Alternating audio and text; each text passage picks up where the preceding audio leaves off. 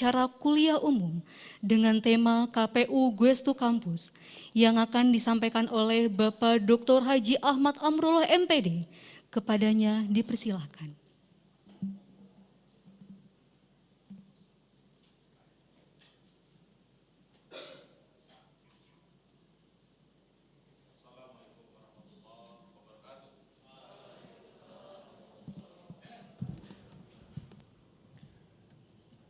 Selamat siang menjelang sore. Om Swastiastu, Namo Buddhaya, salam kebajikan. Alhamdulillah, allazi ja'ala lakumus sam'a wal absar wa ja'ala zulumati wan nur. Amma ba'd. Yang kami hormati Ketua KPU Kota Tangerang serta anggota komisioner lainnya yang hadir hari ini, ya, 4 orang ya, semuanya 7. Pak Sekretaris KPU Kota yang kami hormati dan kami banggakan, seluruh mahasiswa yang hadir baik secara langsung offline maupun yang online atau daring. Yang daring berapa orang yang hadir? 7, Pak. 7. Mestinya 7 yang hadir, yang daring lebih dari 7. Karena COVID ya.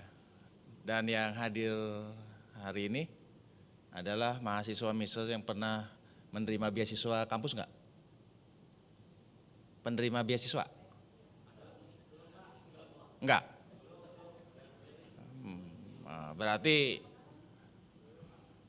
mestinya yang menerima beasiswa yang harus hadir semua di sini. Dan Anda yang mestinya jadi penerima beasiswa ya. Anda yang pantas jadi penerima beasiswa. Yang sudah menerima beasiswa nggak pantas itu dapat beasiswa. Kenapa? Karena tidak mensupport kegiatan kampus. Berarti bagian kemahasiswaan ini salah pilih. Mestinya kalian yang mendapatkan beasiswa. Ya.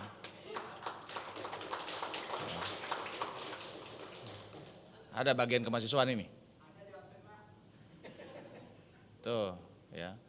Jadi mestinya orang-orang yang mendapatkan beasiswa itu mensupport kegiatan kampus, tapi ternyata nggak begitu mensupport. Yang nggak dapat malah mensupport. Berarti menurut saya terbalik. Mestinya yang hari ini hadirlah yang dapat beasiswa. Ya, jadi yang nggak hadir tapi dapat beasiswa itu salah pilih itu. Ya, saya tegas-tegas saja di sini. Ya. Lepas dari itu juga saya ucapkan terima kasih kepada semua pihak ya, pada kesempatan ini bisa hadir dalam rangka mensukseskan acara yang diselenggarakan oleh KPU Kota Tangerang bekerjasama dengan Universitas Muhammadiyah Tangerang yang memang sudah terjalin MOU sejak lama. Kita mendukung upaya-upaya lembaga pemerintah, ya, khususnya lembaga yang mengurusi soal penyelenggaraan kepemiluan, sekaligus ini kita akan jadikan sarana untuk pendidikan politik bagi para mahasiswa sebagai generasi penerus. Ya. Jadi yang namanya pengetahuan politik tidak hanya hegemoninya orang-orang yang kuliah di Fakultas Ilmu Sosial dan Ilmu Politik, ya. Tapi seluruh anak bangsa ya, dan di jurusan apapun ini adalah bagian penting agar kita tidak buta dan kita tahu antara hak dan kewajibannya sebagai warga negara ya, dalam membangun demokrasi di negara yang tercinta ini. Sehingga kita harapkan nanti partisipasi masyarakat dalam mensukseskan pesta demokrasi itu meningkat dari waktu ke waktu. Ya. dan bisa mengikis ya, sikap ataupun tindakan yang mengarah kepada perilaku golput ya. Karena sejelek apapun peserta atau kontestan pada saat pemilu itu ya, itulah yang dianggap terbaik daripada yang buruk ya. Jadi maka dari itu sekali kita mengabaikan berarti kita sama saja mengabaikan nasib bangsa untuk 5 tahun ke depan. Nah, maka dari itulah perlu wawasan ya, dalam menyikapi perkembangan politik yang tentunya mahasiswa ini diharapkan tidak mengikuti arus ya, dalam penetapan sikap kepemilihannya atas dasar fanatisme atau sentimen atau segala hal yang tidak rasional. Tapi sebagai entitas kampus yang merupakan para ilmuwan ini ya, mendasari pilihannya atas dasar rasionalitas ya, atas dasar inklusivitas ya, dan akuntabilitas ya. Tidak ikut-ikutan ya, apalagi sampai kepada sentimen emosionalitas ya, atau kata anak muda sekarang mah baper-baperan ya, sehingga satu dengan yang lainnya salah pilih jadi musuh-musuhan, nggak mau nanya, yang tadinya pacaran jadi putusan ya, jadi berantakan, antara adik dengan abang bisa berantem gara-gara beda pilihan politik ya. Jangan sampai begitu ya, sehingga di antara keduanya permusuhannya belum selesai, yang di atas main pada bermusuhan, udah pada bagi-bagi kursi. Nah, ini yang kita boleh renungkan, kita bangun pemahaman-pemahaman sehingga nanti dalam pendidikan politik ini ya, keluarannya kita paham akan hak dan kewajibannya. Maka saya ucapkan terima kasih kepada teman-teman KPU ya, yang mau datang ke kampus, go to kampus ya, atau visiting ya, KPU ya. Kalau dalam dunia akademik namanya visiting profesor ya. Ini KPU saya sebut visiting KPU, yang mana sangat membantu kami dalam membangun ya, generasi-generasi muda ya, mahasiswa kami ini sebagai generasi muda ke depan ya, sehingga memahami ya, fungsi-fungsi lembaga politik yang ada ya, dan bagaimana barangkali dari mahasiswa-mahasiswa kami ada yang punya semacam niat untuk bergabung dalam partai politik dan sebagainya ya, atau seperti apa ya aktivitas dan fungsi partai politik saat ini, misalnya sebagai lembaga karwah candra di mukanya menghasilkan para pemimpin-pemimpin nasional ya. Dan bagaimana partai politik yang selalu juga memilih calonnya di luar partai politik dan sebagainya, itu semua akan mungkin diulas ya. Yang jelas apa yang dilakukan oleh KPU tiada lain adalah dalam ruang lingkup bagaimana demokrasi yang terbangun terus mendapat penguatan dan semakin merata dari berbagai kalangan, apalagi mahasiswa, di mana mahasiswa ini adalah kelompok elit di tengah-tengah masyarakat ya, kelompok bergengsi, kelompok priai ya, yang berpendidikan, yang pastinya ya, sangat ditunggu perannya untuk memberi pencerahan di tempat tinggalnya masing-masing kepada temannya, kepada mungkin keluarganya ya, kepada tetangganya ya, sehingga mereka juga punya kesadaran dalam membangun demokrasi yang sehat serta bisa melaksanakan tugas, fungsi, hak dan kewajiban masing-masing untuk berpartisipasi aktif. Sekali lagi, ikutilah acara ini dengan sebaik-baiknya ya, dan kepada teman-teman KPU, mohon maaf jika dalam penerimaan kami ada hal-hal yang kurang. Semoga acara ini bisa berlangsung secara tertib dan sukses serta mencapai target atau sasaran. Maka dengan mengucap Bismillahirrahmanirrahim, ya, Goes to Campus 2021 ya, dalam rangka pendidikan pemilih melalui kuliah umum Komisi Pemilihan Umum Kota Tangerang ya, secara resmi dinyatakan dibuka. Saya Eri, Nasrul minallah wa qarib. Wassalamualaikum warahmatullahi wabarakatuh. Terima kasih disampaikan. Acara selanjutnya ialah penyerahan plakat dari Komisi Pemilihan Umum Kota Tangerang kepada Universitas Muhammadiyah Tangerang. Kepada Bapak Dr. Ahmad Amrullah MPD dan Bapak Ahmad Salendra SSOS, dipersilakan untuk maju ke depan.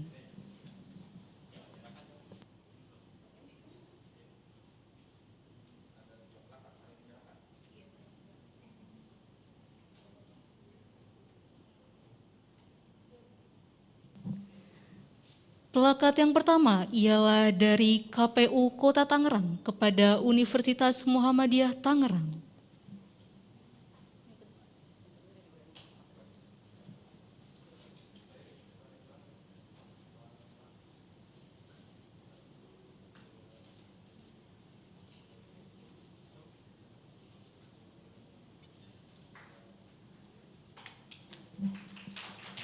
Penyerahan plakat kedua ialah dari Universitas Muhammadiyah Tangerang kepada KPU Kota Tangerang.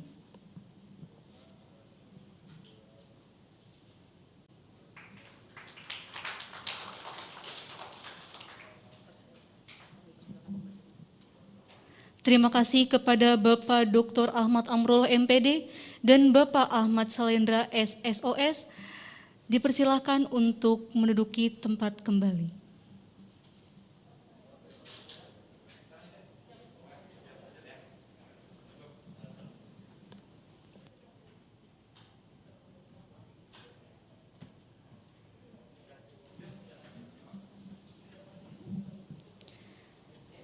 Acara selanjutnya ialah pemaparan materi oleh Ketua Komisi Pemilihan Umum Kota Tangerang yang akan disampaikan oleh Bapak Ahmad Salendra, SSOS.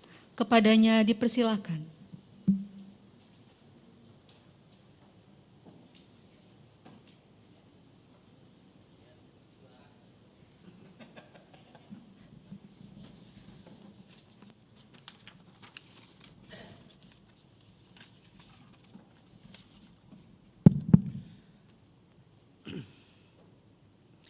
Baik, Assalamualaikum warahmatullahi wabarakatuh. Alhamdulillah ma ba'du, puji syukur kehadirat Allah Subhanahu wa taala, Tuhan yang Maha Esa. Pada kesempatan kali ini kami dari KPU Kota Tangerang bisa berkunjung kembali dalam rangka kegiatan Goes to Campus tahun 2021. Kegiatan ini merupakan bagian dalam rangkaian tindak lanjut kerjasama antara KPU Kota Tangerang dengan perguruan tinggi yang ada di wilayah Kota Tangerang. Kebetulan kegiatan ini yang pertama kali diselenggarakan di Universitas Muhammadiyah Tangerang. Kita beri aplaus kembali buat kawan-kawan dari WMT. Sebelumnya saya ingin memperkenalkan personil kami yang sudah hadir pada kesempatan kali ini. Alhamdulillah bersama saya dan kawan-kawan ada Pak Kori Ayatullah. Beliau adalah yang membidangi kegiatan pendidikan pemilih ya, dan sosialisasi. Disebutnya adalah Divisi Sosialisasi Pendidikan Pemilih dan Parmas.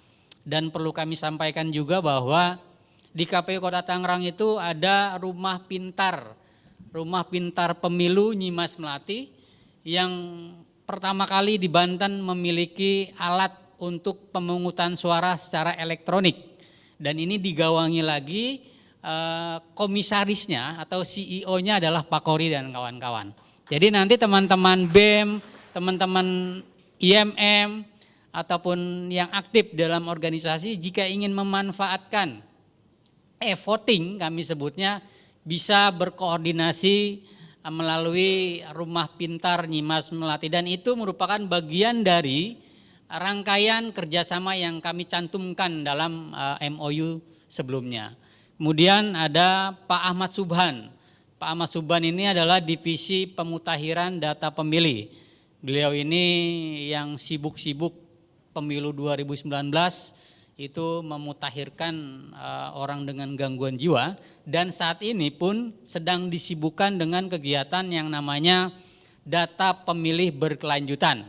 Kira-kira seperti itu. Nah, bagi kawan-kawan yang hadir dan secara virtual yang setidaknya tinggal di Kota Tangerang atau berKTP Kota Tangerang dan belum terdaftar atau belum merasa mendapatkan undangan pemilih pada saat pemilu tahun 2019, itu bisa berkoordinasi dengan Pak Subhan dan kawan-kawan di sini. Kemudian juga ada Pak Sekretaris, Pak Pandu. Ya, Pak Pandu ini Sekretaris KPU Kota Tangerang yang baru, beliau sebelumnya dinas di KPU RI di Imam Bonjol. Beserta jajarannya di sini ada para Kasubag dan staf teknis Parmas yang mengawal kami. Tentunya yang saya banggakan juga kawan-kawan mahasiswa yang hadir secara luring dan daring. Terima kasih juga sudah hadir pada kesempatan kali ini meskipun kondisi saat ini Covid ya sedang merangkak kembali naik. Mudah-mudahan kita doa bersama kita selalu diberikan nikmat sehat dan bisa menjalankan aktivitas normal kembali. Kira-kira seperti itu. Kemudian juga tentunya sekali lagi saya ucapkan terima kasih untuk pihak kampus yang sudah memfasilitasi kegiatan Ghost to Campus itu sendiri.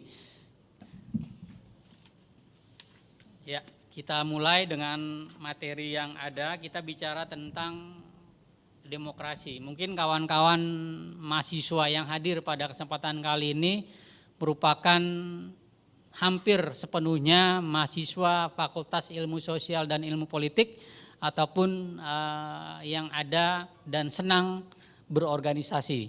Kalau kita bicara tentang demokrasi itu sangat luas sekali. Namun kita batasi bahwa konteks KPU dalam hal ini adalah bagaimana melaksanakan demokrasi pemilihan yang diselenggarakan kami sebagaimana diamanatkan dalam Undang-Undang Dasar 1945.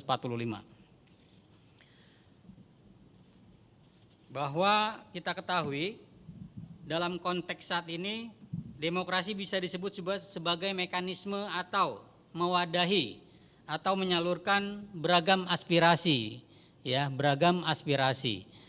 Banyak hal, kondisi masyarakat saat ini sangat plural. Ya, kondisi masyarakat saat ini sangat plural. Kemudian juga dinamika perubahan juga sangat cepat. Lalu juga pergeseran penduduk ya dari desa ke kota pun ataupun sebaliknya juga kita sangat memahami pada saat ini. Oke, next, coba lanjut ke slide berikutnya. Lanjut. Nah, ini berbagai dinamika yang terjadi ya, berbagai dinamika yang terjadi ketika kita bicara tentang apa itu sebuah demokrasi, apa itu makna demokrasi. Popularitas masyarakat juga semakin banyak populasinya, kemudian kita harus bisa melihat, harus ada yang didelegasikan ya, kepentingan kepada perwakilan rakyat. Siapa itu perwakilan rakyat? Ya, itu mereka yang dipilih oleh kawan-kawan atau masyarakat pemilih pada saat pemilu. Tadi sudah disampaikan di awal oleh Pak Rektor bahwa ya sebaik-baiknya masyarakat dalam memahami konteks pemilu adalah bagaimana bisa menjadi pemilih yang cerdas. Nah, pemilih yang cerdas itu seperti apa ya? bagaimana bisa melihat track record calon yang dipilih. Nah, KPU dalam hal ini ya, selain menyelenggarakan pemilihan umum juga kami menyelenggarakan pemilihan kepala daerah. Kira-kira seperti itu.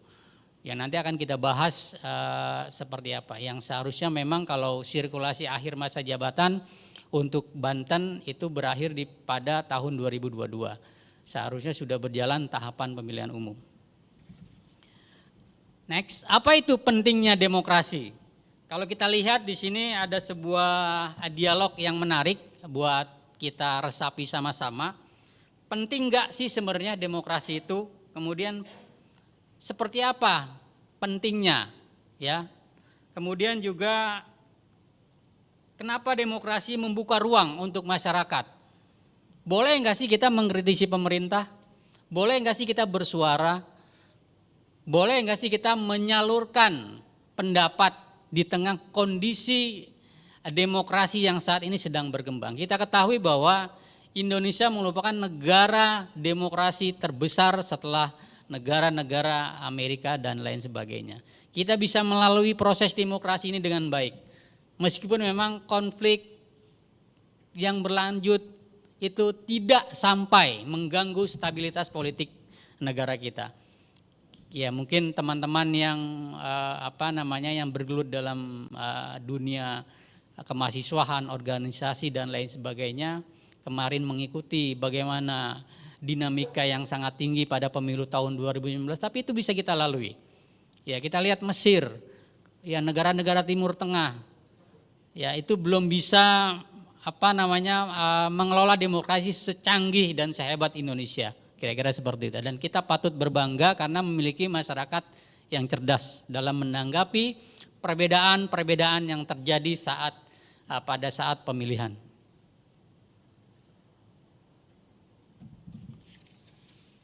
Lanjut. Kemudian kita juga mengenal dua sistem, ya, dua varian utama sistem pemilu, ya, dua varian sistem pemilu. Kita langsung loncat saja.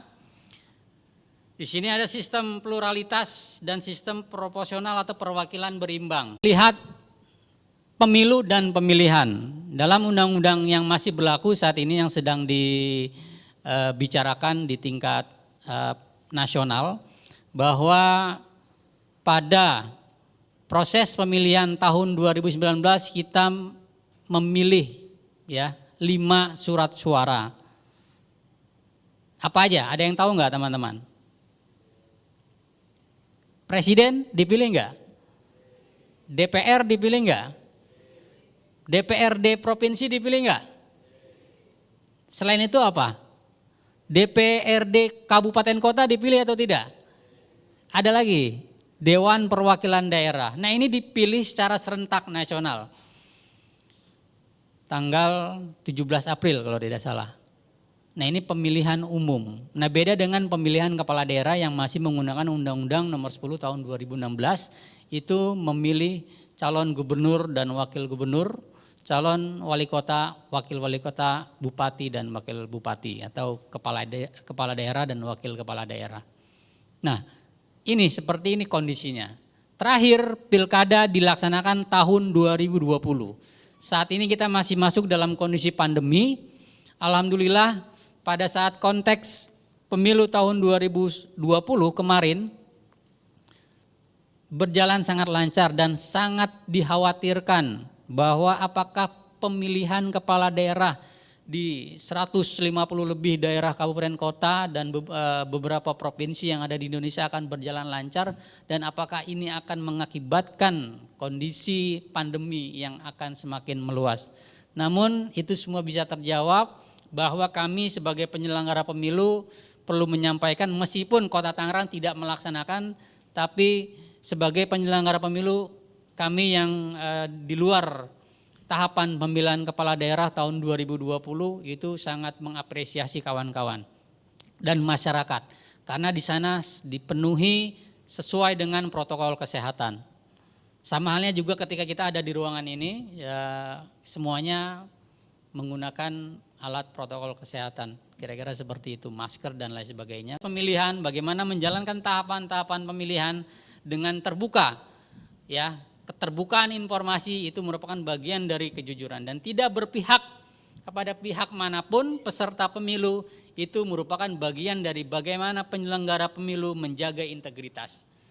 Karena ketika itu semua bisa dilalui, insya Allah kawan-kawan pun nanti bisa berkesempatan ikut menjadi bagian dari penyelenggara pemilu. Karena apa? Karena penyelenggara pemilu itu syaratnya sekarang sudah dilenturkan. Kalau dulu untuk penyelenggara di ad hoc, di kecamatan, di kelurahan, ataupun di tempat pemungutan suara, itu usianya minimal 25 tahun. Tapi kalau sekarang usianya minimal 17 tahun dan dia sudah berKTP elektronik. Jika teman-teman concern terhadap proses pemilihan umum atau pemilihan kepala daerah, silakan yang berKTP Kota Tangerang nanti kalau ada pembukaan daftar dan ikut seleksi. Yang di luar Kota Tangerang nanti silakan bisa berkontribusi di wilayahnya masing-masing. Kira-kira seperti itu. Next. Nah, ini yang akan kita bahas terkait dengan asas pemilu. Langsung, apa sih yang dikatakan langsung? Teman-teman tahu nggak kapan pemilihan umum presiden langsung dipilih oleh rakyat itu dilakukan? Ada yang tahu nggak? Zamannya Pak SBY. Oh, 2004. Betul nggak? Sudah lahir belum 2004? Oh, sudah ya. Kirain belum lahir. Ini soalnya 2021. Kalau yang baru semester pertama berarti lahirnya di tahun 2002 atau 2001. Kira-kira seperti itu. Ya. Pertama kali itu dilaksanakan tahun 2004. Pemilihan langsung presiden dan wakil presiden. Setelah sebelumnya pemilihan presiden itu kita memberikan suara kepada perwakilan yang kita pilih, yaitu Dewan Perwakilan Rakyat melalui Majelis Permusyawaratan Rakyat. Itu terakhir di eranya terpilih Pak Gus Dur ya, Abdurrahman Wahid dan Megawati, kira-kira seperti itu. Nah, sampai saat ini terhitung pada tahun 2005 atau 2006 pemilihan kepala daerah itu sudah mulai bergulir, kira-kira seperti itu. Kemudian seluruh warga negara atau langsung umum, seluruh warga negara yang telah memenuhi syarat sebagai pemilih diberikan hak pilihnya. Sekarang warga negara Indonesia sudah berKTP elektronik itu berusia minimal 17 tahun. Nah, sama, kita tidak bertentangan dengan Undang-Undang Kependudukan.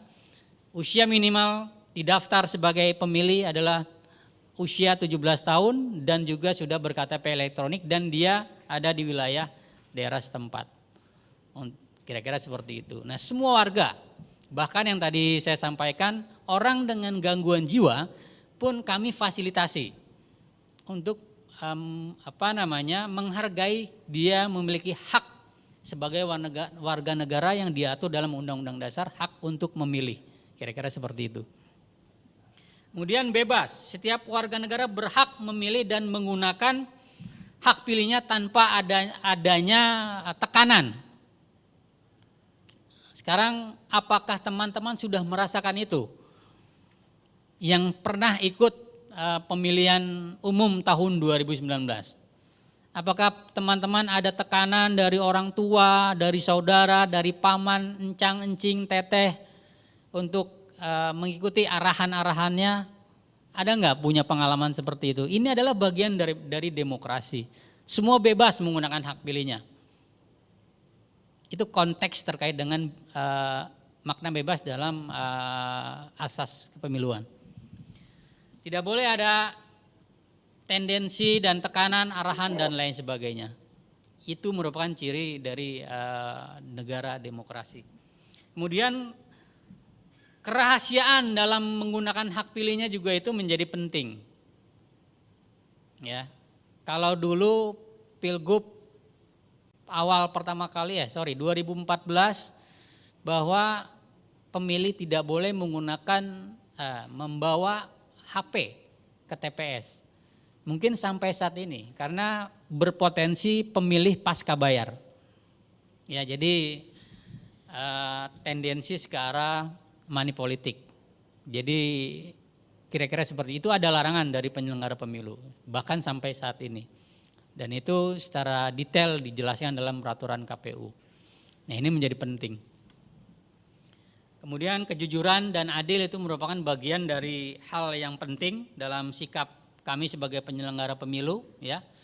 Dan juga tidak berpihak kepada pihak manapun, ya, peserta pemilu. Karena KPU hadir bukan hanya untuk melayani peserta pemilu, tapi juga melayani masyarakat pemilih yang menggunakan hak pilihnya.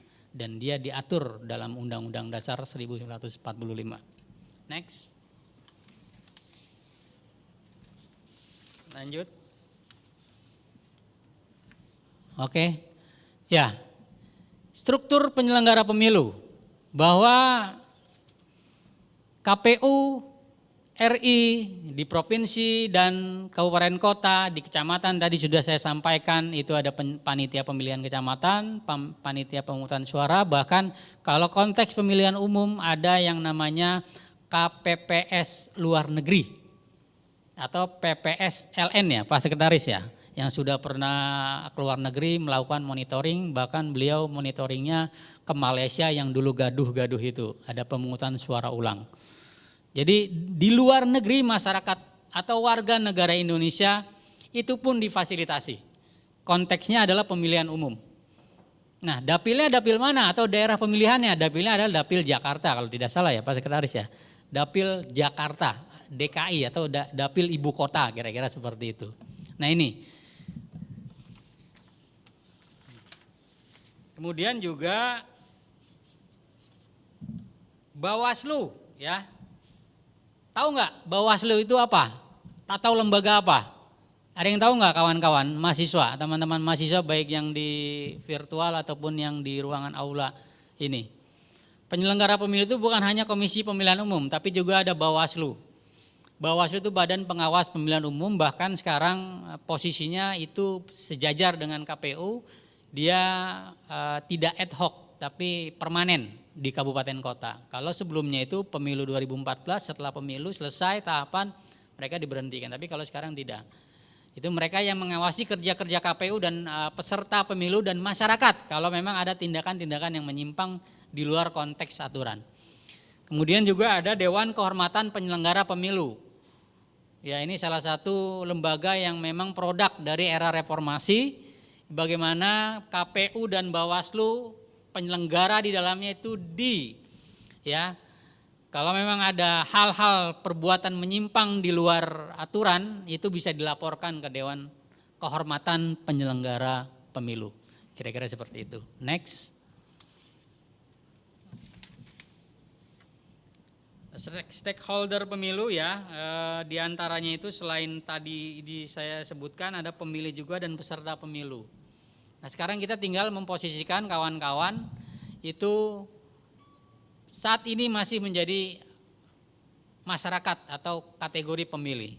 Mungkin tidak tahu perjalanan waktu kawan-kawan akan menjadi bagian dari penyelenggara pemilu atau juga menjadi bagian dari peserta pemilu. Nah, itu yang tidak terlepas dalam konteks stakeholder kepemiluan. Itu tidak akan terputus dan pasti akan selalu beririsan. Baiknya penyelenggaraan pemilu, ya bagaimana pada saat pemilih menjadi pemilih yang cerdas, kemudian bagaimana partai politik itu menjadi partai yang baik dalam melaksanakan dan mengajak masyarakat untuk memilih berdasarkan visi dan misinya. Kira-kira seperti itu. Apalagi lingkungan kampus merupakan lingkungan orang-orang yang kita anggap sebagai orang-orang cerdas dan disebut juga sebagai agent of change atau agen perubahan. Kira-kira seperti itu. Oke, next. Lanjut, sudah tadi ini. Next. Lanjut. Nah, ini. Pemanfaatan teknologi. Ya, pemanfaatan teknologi informasi atau digitalisasi yang dilakukan oleh penyelenggara pemilu. kita memang belum menggunakan e-voting yang tadi di awal saya sampaikan yang dimiliki oleh Rumah Pintar Pemilu Nyimas Melati, akan tetapi itu merupakan bagian opsi, ya, opsi penggunaan tata cara pemungutan suara. Nah, saat ini memang kita masih menggunakan pemungutan suara dengan manual atau dengan surat suara. Nah, Sirekap, sistem informasi rekapitulasi, ini merupakan bagian yang nanti tidak terpisahkan dan bagian dari sukses pemilu tahun 2020. Nah, Sirekap ini adalah pengganti situng. Situng itu yang kemarin tahun 2019 ramai-ramai yang ada salah input dan lain sebagainya, itu berganti baju melalui Sirekap.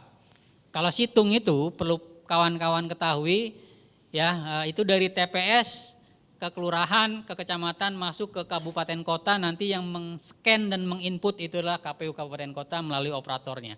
Nah, kalau Sirekap bedanya adalah ketika berita acara, salinan berita acara yang C, ya, C itu yang C besar itu ketika sudah diisi perolehan suara, data pemilih dan lain sebagainya sampai ditandatangani oleh KPPS, ya, sama saksi-saksi, itu difoto nanti.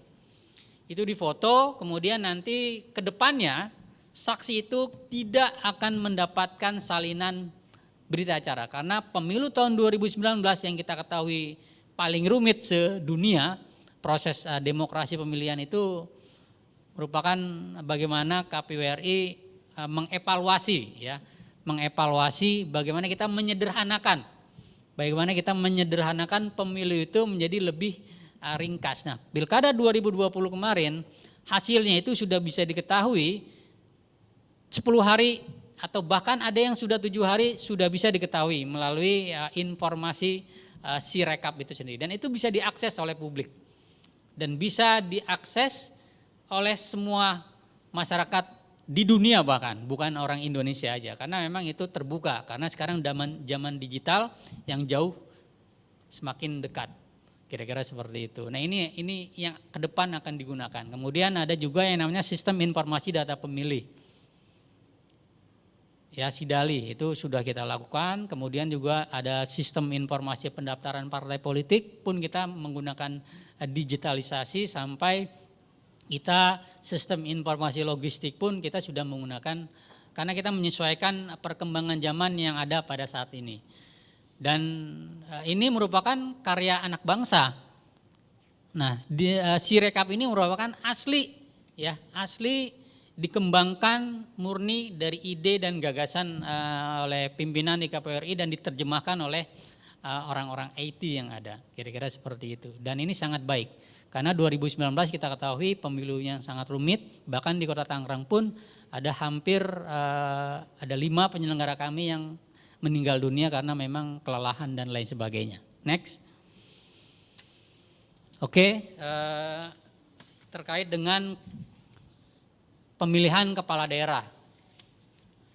Pemilu kepala daerah terakhir dilakukan pada tahun kemarin yang tadi sudah saya sampaikan, kemudian juga selanjutnya nanti akan dilaksanakan berdasarkan Undang-Undang Nomor 10 Tahun 2016 itu pada tahun 2024. Perlu ketahui bahwa biasanya pemilihan kepala daerah itu dilaksanakan masing-masing berdasarkan daerah yang sudah akhir masa jabatannya.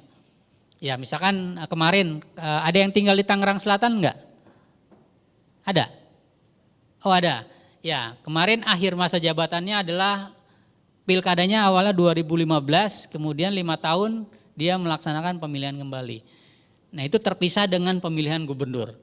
Ya, berjalan waktu awal-awal pemilihan kepala daerah itu masing-masing tuh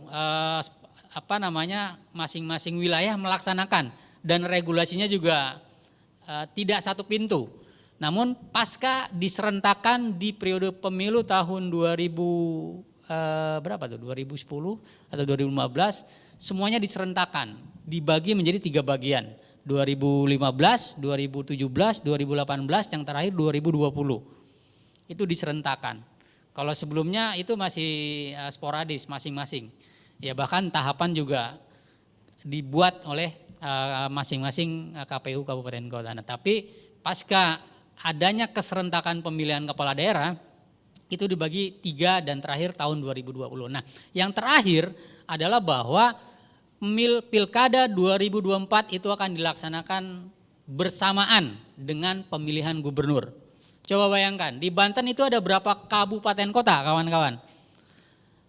Ada 8. Nanti kita bareng tuh, pemilihan gubernur di 2024 di bulan November, ya, bersamaan dengan wali kota kepala daerah Kota Tangerang, Tangerang Raya, Lebak, dan seterusnya.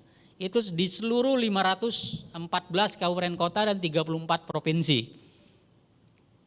Tahun 2024, next, lanjut, itu pun dilaksanakan pemilihan umum serentak.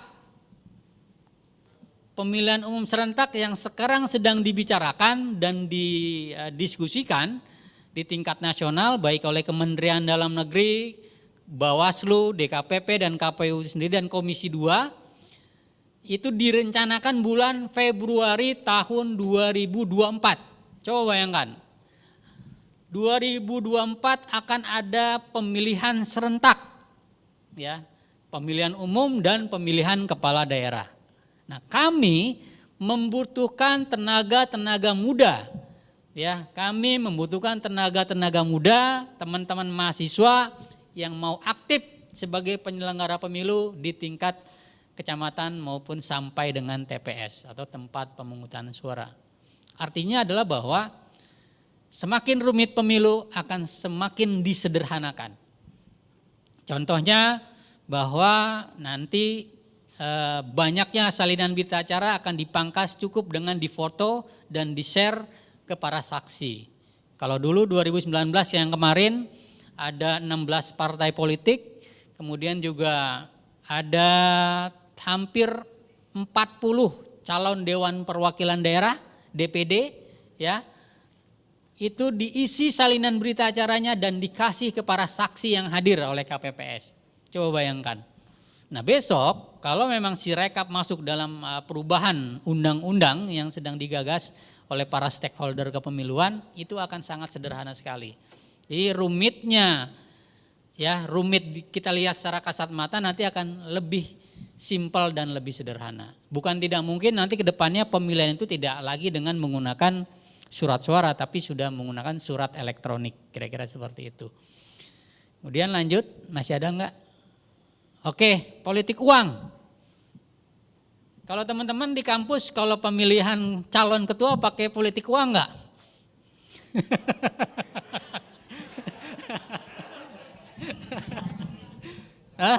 Pengalaman, saya pikir tidak, karena teman-teman aktivis, ya, itu masih murni gagasan, ide, dan idealismenya. Dan saya dan kawan-kawan juga di sini mantan aktivis, ya, kita sangat amat yakin kalau levelnya masih di level bahkan level nasional pun saya amat yakin itu masih integritasnya masih sangat kuat. Nah, artinya ada ini tolong menjadi perhatian kita bersama. Politik uang itu dalam tulisan Burhanuddin Muhtadi itu sangat luar biasa, meskipun kajiannya pada saat pemilu tahun 2014. Coba bayangkan misalkan dari 20 orang yang didata itu ada sekitar separuhnya atau 50%-nya itu sudah tidak berdasarkan hati nurani, tapi sudah berdasarkan dorongan atau motivasi karena faktor yang tadi. Nah, ini yang kami butuhkan, kawan-kawan mahasiswa menjadi penyalur, ya, penyalur informasi yang baik atau menyampaikan kebaikan dalam proses pemilihan, dalam tahapan pemilihan. Kemudian juga jangan terpancing dengan informasi-informasi yang belum tentu baik kebenarannya. Pemilu tahun 2019 kemarin bahkan ketua KPU kami itu digambar Mas naik ke dalam kotak yang disebut kotak kardus, itu luar biasa. Ya. Bagaimana bicara tentang kotak kardus ntar dibolongin lah apa segala macam. Nah, ini luar biasa. Informasi-informasi hoax itu memang sangat mengkhawatirkan dan kita bisa kalau yang memang tidak tabayun, ya, kalau kita dalam Islam tidak mengcross check secara detail, Itu saya amat yakin akan kemakan informasi tersebut dan itu akan mengganggu meskipun itu merupakan bagian dari propaganda yang kita pikir dalam undang-undang itu sudah diatur. Ya, selain informasi hoax, kemudian juga tidak boleh kita mengujar kebencian. Ya, itu juga dilarang dalam undang-undang pemilu. Kira-kira seperti itu. Next. Nah, mudah-mudahan teman-teman bisa menjadi mitra bagi kami ke depannya, ya, peran aktif dalam pemilu, karena tanpa peran aktif kawan-kawan mahasiswa, ya, mengawal proses perjalanan pemilihan, itu kami tidak ada apa-apanya. Kami, saya dan kawan-kawan baik di jajaran pimpinan maupun sekretariat sering menyampaikan KPU itu tidak bisa kerja sendiri, tapi KPU itu perlu diawasi. Nah, kawan-kawan juga selain menggunakan hak pilihnya pun menjadi pemilih yang cerdas. Caranya seperti apa ya?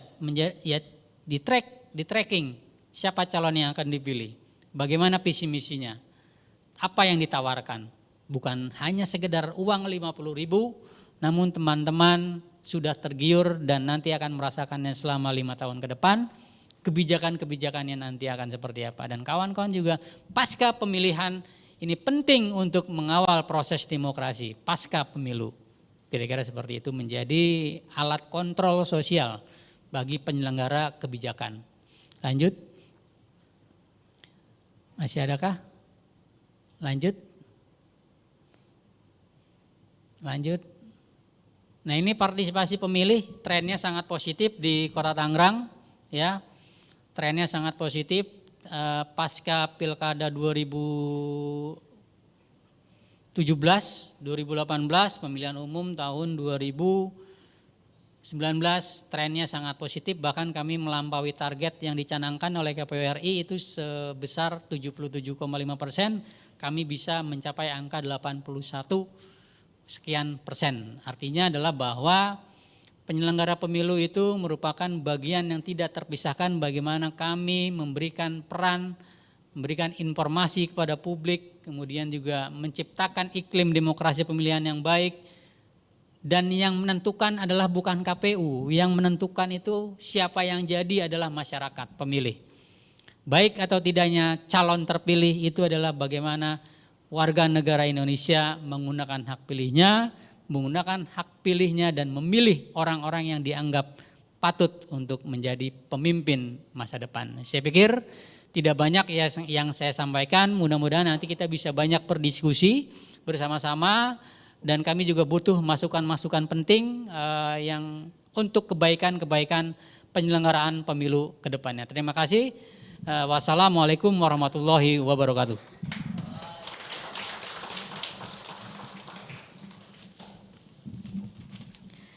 Baik, hadirin yang kami hormati, telah kita simak bersama pemaparan materi oleh Ketua KPU Kota Tangerang. Apabila para hadirin ingin bertanya, maka kami persilahkan dengan segala hormat.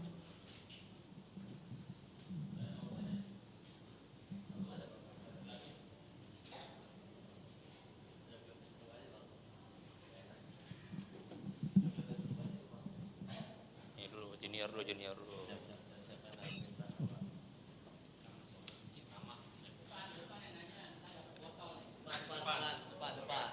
Di podium ya. Depan web deh.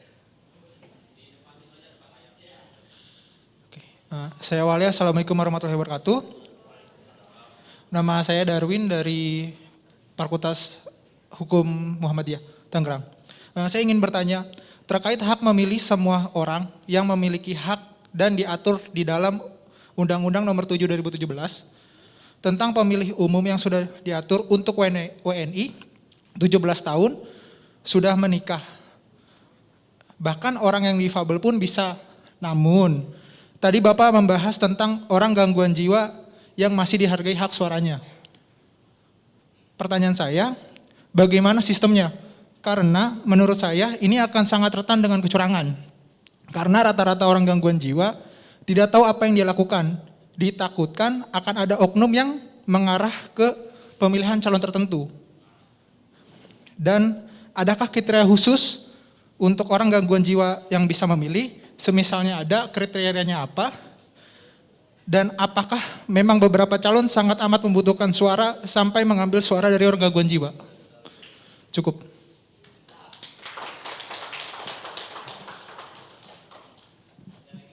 Silakan.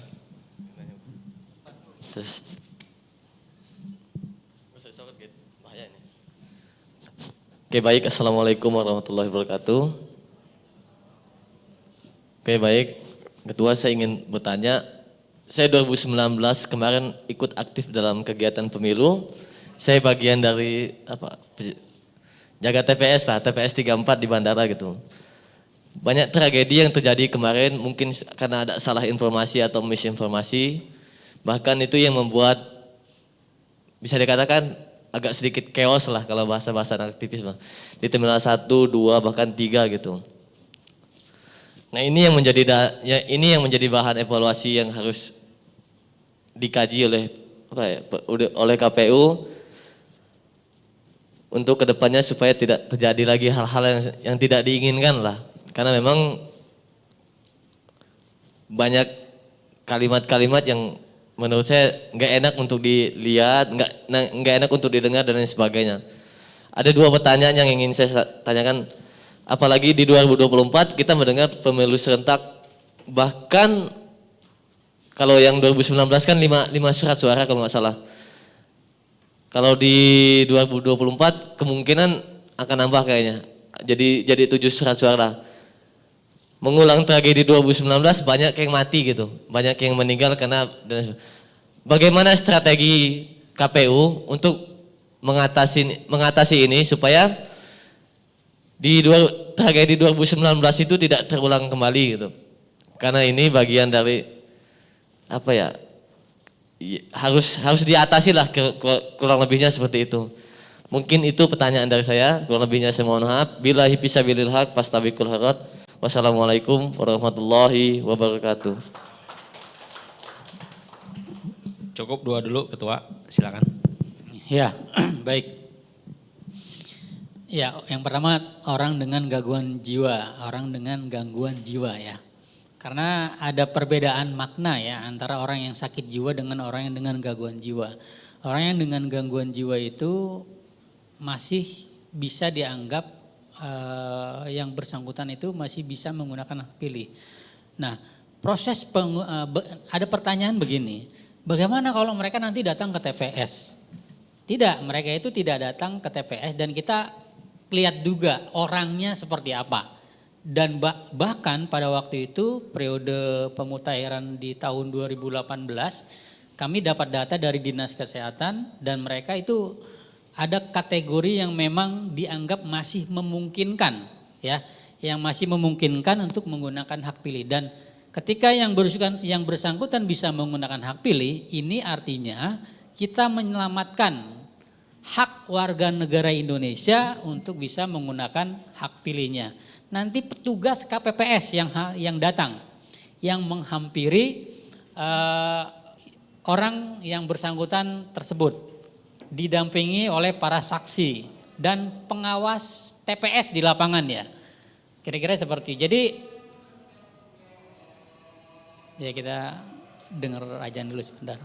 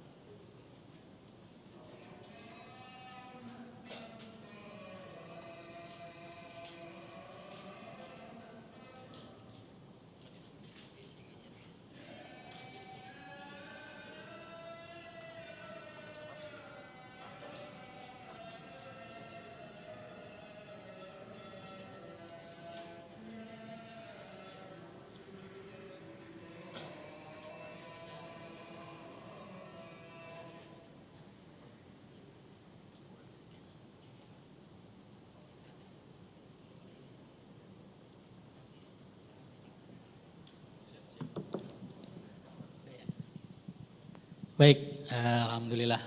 Karena masjidnya sangat dekat sekali sini ya. Ya gitu, jadi kita bukan dalam kategori tingkat tinggi mereka stresnya ya. Tadi siapa namanya yang bertanya? Siapa?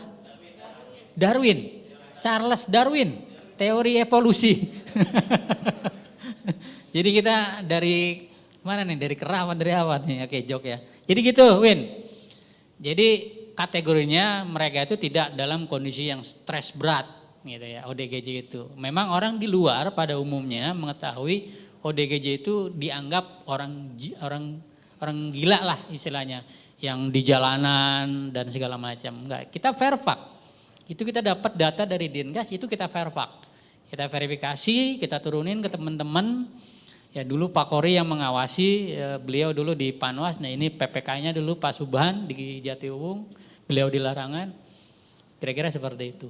Artinya yang memang pantas ya, ada kepantasan dan yang bersangkutan bisa kita selamatkan hak pilihnya sebagai hak warga negaranya. Kira-kira seperti itu untuk ODGJ. Kemudian juga terkait dengan bandara, memang kita termasuk yang baik untuk urusan bandara, Bung Nopri. Kenapa? Karena pemilu 2014 itu KPU Kota Tangerang pun mengelola wilayah bandara sebagai TPS. Kita nggak dikasih nama TPS khusus atau TPS apa. Dan itu biasanya dilaksanakan pada saat pemilihan presiden. Kalau 2014 boleh saya berbagi pengalaman, karena saya kebetulan pada waktu itu bagian datanya yang sering berkoordinasi. Kalau kemarin Pak Subhan yang 2019 itu berkoordinasi intens dengan pihak bandara. Bahkan dulu Terminal 3, ya Terminal 3 itu belum jadi. Yang kita data buruh bangunan yang mengerjakan proyek Terminal 3. Bahkan kita siapkan banyak TPS di situ. Alhamdulillah kalau di Surabaya itu ada PSU di bandara. Tapi kalau kita tidak. Nah, ini menjadi persoalan. Apalagi pemilu kemarin banyak yang tidak terfasilitasi. Karena memang terbentur dengan regulasi. Ya kan? Karena terbentur dengan regulasi. Contoh misalkan, kalau di bandara itu pemilihnya terbatas surat suaranya. Bayangkan kalau dia orang Kota Tangerang, dia orang Kota Tangerang, dia pulang dari dari luar negeri pada saat hari pemungutan suara, misalkan dia tinggal di Ciledug, itu dia nggak dapat seluruhnya surat suara, betul nggak? Dan itu didata dan harus masuk ke database sistem informasi data pemilih ya Pak Subhan. Itu. Nah ini kita yang semua dalam proses pemilihan juga ada tahapan administrasinya, ada persyaratan-persyaratannya. Dan itu sudah kami sampaikan. Masukan-masukan terkait dengan TPS-TPS yang berpotensi akan terjadi kerumunan massa. Kalau kemarin kan belum ada COVID, ya. Kemarin didatangin sama pramugari enggak? Oh diprotes juga sama pramugari ya, senang kalau pramugari ya. Jadi kira-kira itu, bahkan saya langsung pada waktu itu ada yang kasih telepon langsung ke saya online. Ya kita jelasin aja. Ya itu harus menggunakan A5 ya, pindah memilih. Dan A5 itu juga enggak serta-merta mereka datang ke TPS tersebut bisa menggunakan hak pilihnya. Tapi harus didata sekali lagi dan masuk ke sistem informasi data pemilih. Nah itu ya, itu yang memang prosedur yang harus kita jalankan. Kita sih pengennya mereka yang pulang dari mana-mana kemudian juga ingin menggunakan hak pilih, karena jujur tahun 2019 antusiasme pemilih atau warga negara kita untuk menggunakan hak pilihnya sangat tinggi. Ini dibuktikan dengan partisipasi di tingkat kota maupun di tingkat nasional itu sama. Kira-kira itu. Dan insya Allah kedepannya pasti akan ada banyak perubahan-perubahan. Ya kita mencegah, karena pemilu itu sederhana, ya kelihatannya rumit, kita sederhanakan dan kita mencegah terjadinya banyak potensi-potensi konflik di lapangan. Terima kasih. Silakan kalau memang ada lagi, mungkin yang yang daring ya, yang daring ada pertanyaan? Atau yang hadir di ruangan Aula Jenderal Sudirman juga silakan, tidak apa-apa. Atau cukup? Cukup ini, saya kayak kedinginan juga di sini. Gak tahu teman-teman kayaknya pakai apa alma mater ya? Dingin nggak? Mungkin ada yang mau disampaikan lagi? Atau cukup ya? Cukup, oke, baik. Ya, karena yang tadi 2 penanya 2 orang dan hadiahnya juga hanya ada 2 di sini, Cindra Mata. Ya paling enggak kalau pulang ke Lampung si Nopri bisa bawa ini oleh-oleh gitu kan. Gitu sama siapa tadi, Charles Darwin, silakan.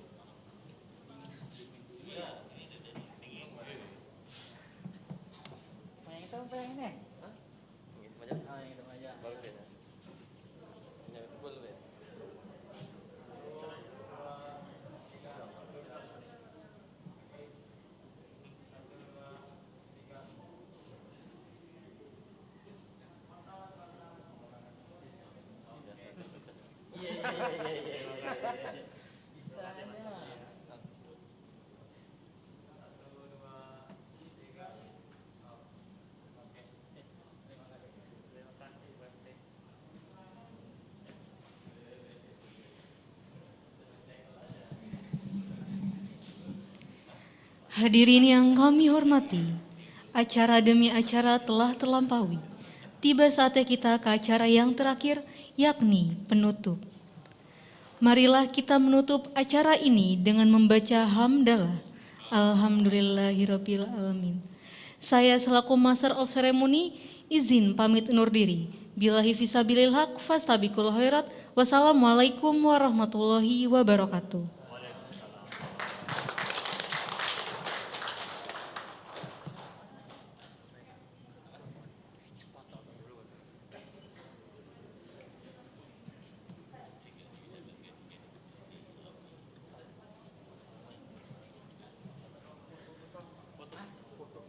Sama ini? Oh, bisa nggak? Kita duduk aja ya? Kita di sini aja. Sesi foto bersama dulu. Para peserta diharapkan untuk ke depan karena akan melaksanakan